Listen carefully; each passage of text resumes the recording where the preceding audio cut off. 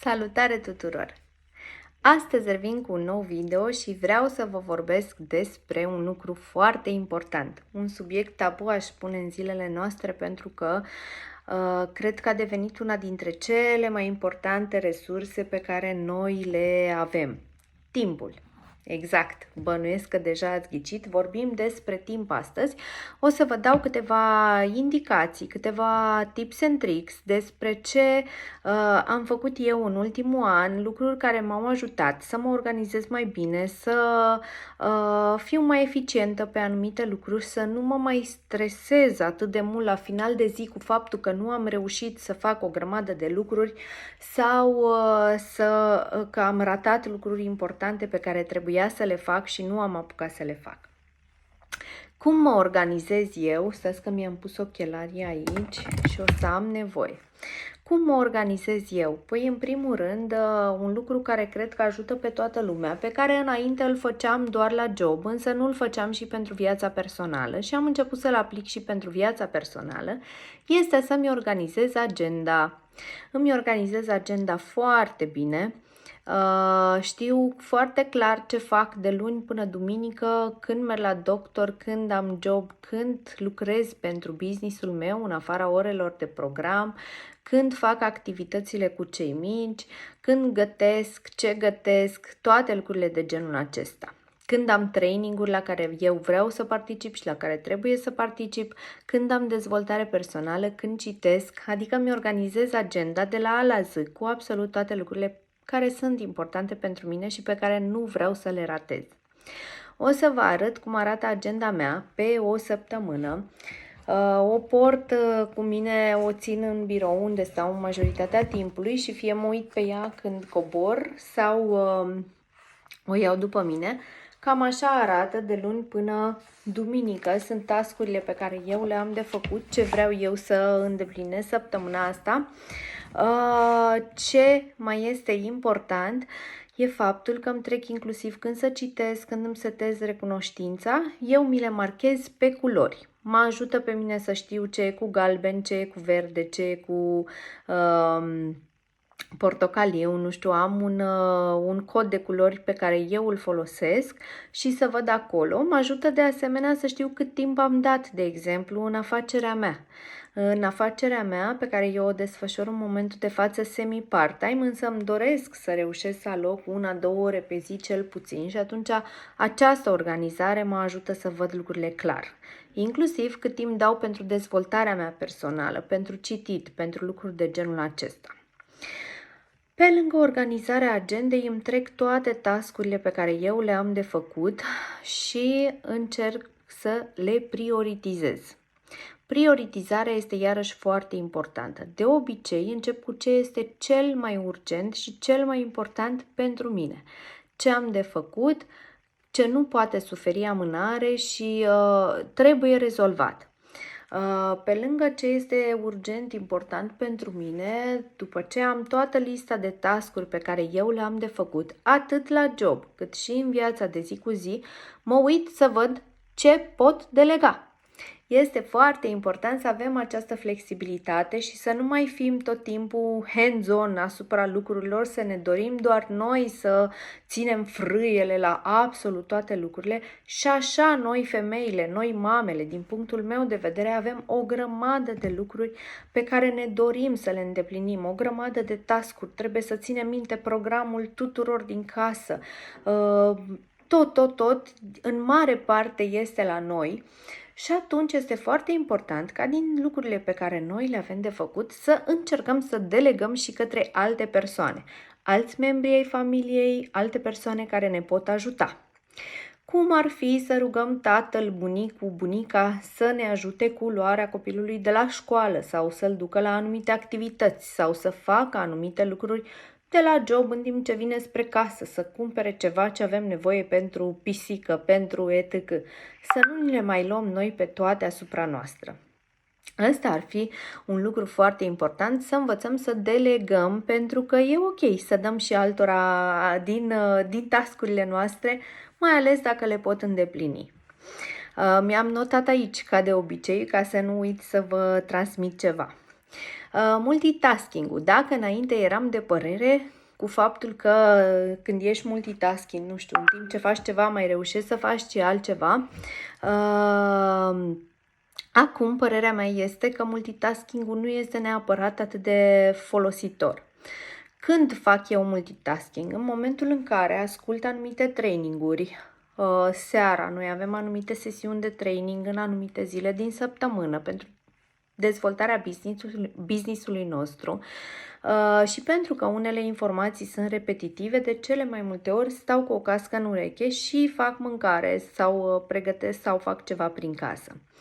Ce mai fac ca și multitasking este în momentul în care fac curățenie, de exemplu, sau în momentul în care poate calc sau desfășor anumite activități ce nu îmi solicită și mintea, ci îmi solicită mai mult corpul, mâinile, atunci obișnuiesc, dacă nu sunt cu copiii în preajmă și nu interacționez cu ei și ei sunt cu tati sau sunt afară, obișnuiesc să-mi pun o cască în ureche și să ascult un training din domeniul meu, un training de dezvoltare personală, un podcast.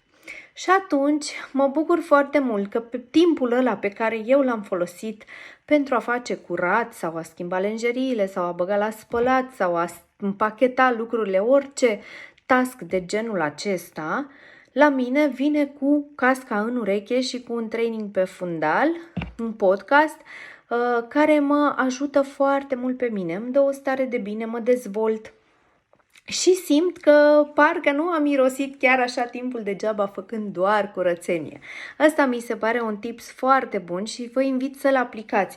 Chiar dacă nu aveți căști ca ale mele care sunt wireless, cu toate că sunt unele care sunt destul de accesibile la preț și mi se pare o investiție extraordinară ținând cont de cât de mult le folosim, chiar dacă nu aveți astfel de căști, eu înainte când aveam căștile cu fir, obișnuiam să-mi bag casca, telefonul pe dedesubt ca să nu mă încurc în fir și să nu așa și telefonul în buzunar la spate.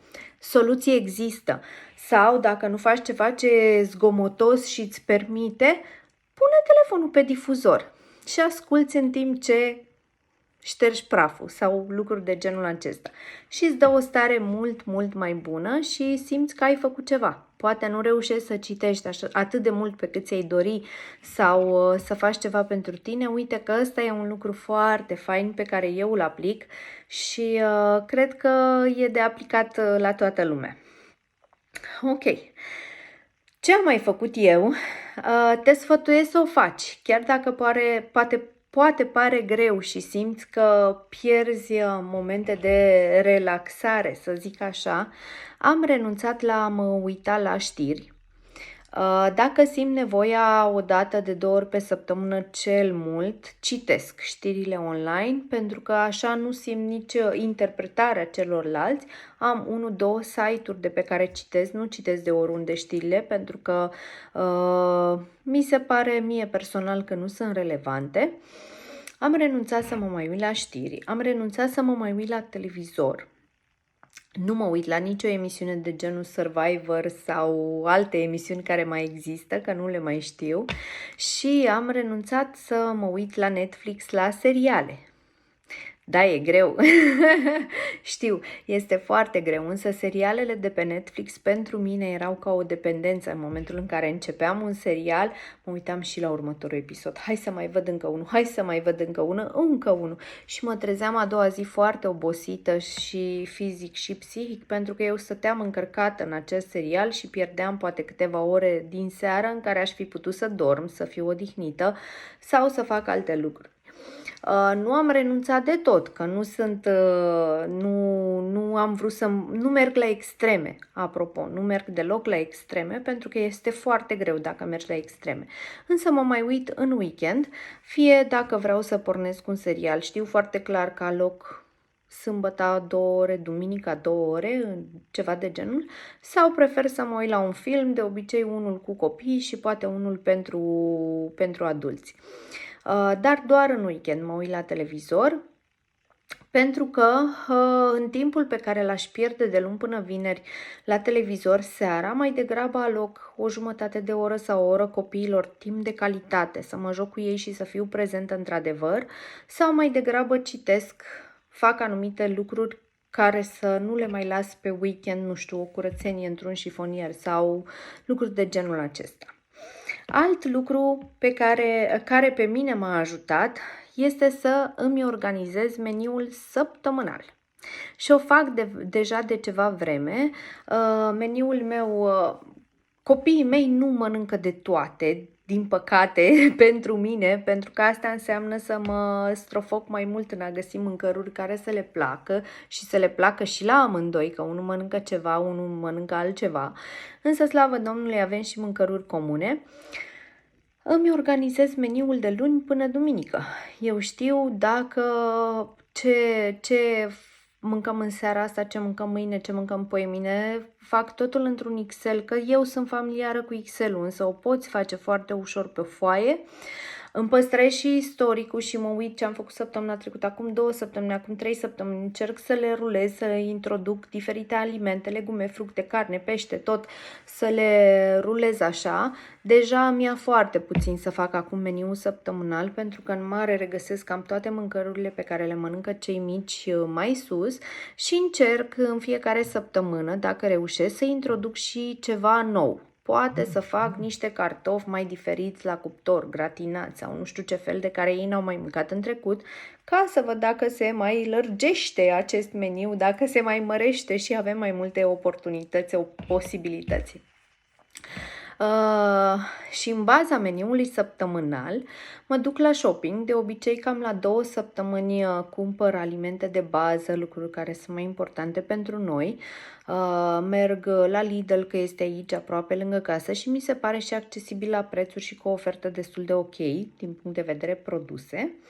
Dar ce am făcut în pandemie și ce mai fac este să fac și shopping online, inclusiv de alimente, cumpăram înainte. Eu sunt shopper de Cora pentru că e aici aproape și eu practic cumpărăturile online cred că de vreo 4 ani de zile, de când am conștientizat într-o sâmbătă dimineața, în timp ce aveam un singur copil, mi-am dat seama după multe săptămâni, luni, poate ani, nu știu, că eu sâmbătă dimineața cu asta mi-o pierdeam. Ne trezeam de dimineață, mâncam, îl luam pe cel mic, mergeam la piață, apoi mergeam la Cora, apoi veneam acasă, pune cumpărăturile pe bandă, pune-le în coș, pune-le în mașină și mi-era foarte, foarte greu să fac toate aceste lucruri. M-am frustrat foarte tare de tot căratul și atunci mi-am dat seama, băi, dar de ce n-aș putea să le fac online?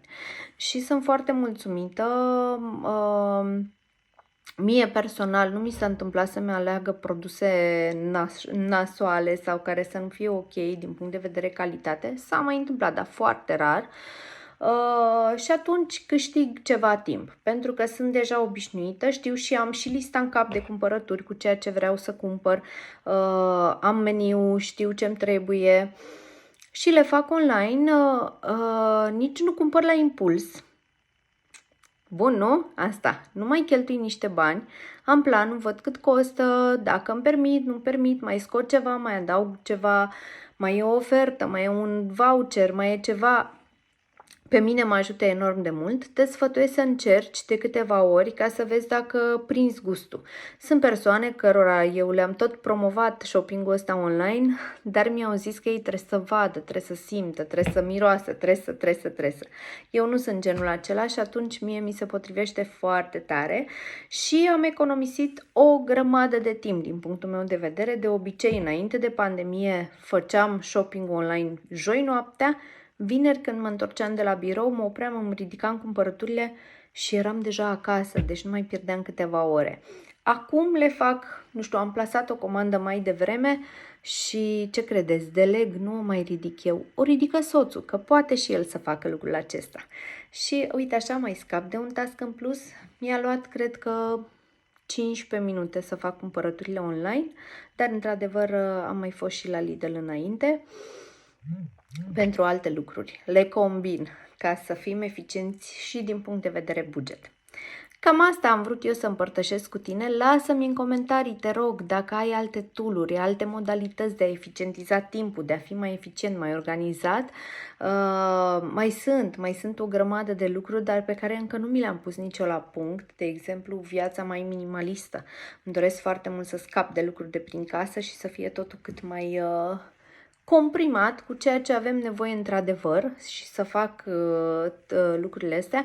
Sunt pe agenda cu 2 copii, unul foarte micuț, e greuț, însă sigur se va întâmpla în viitorul apropiat. Lasă-mi în comentarii sugestii, cum îți organizezi tu timpul, ce te ajută pe tine, ce crezi că e, nu știu, ce tool-uri ai găsit, ce tips and tricks ai pentru noi, ca să împărtășim și să devenim cât mai eficienți. Pupici, să aveți o zi minunată, ne revedem curând!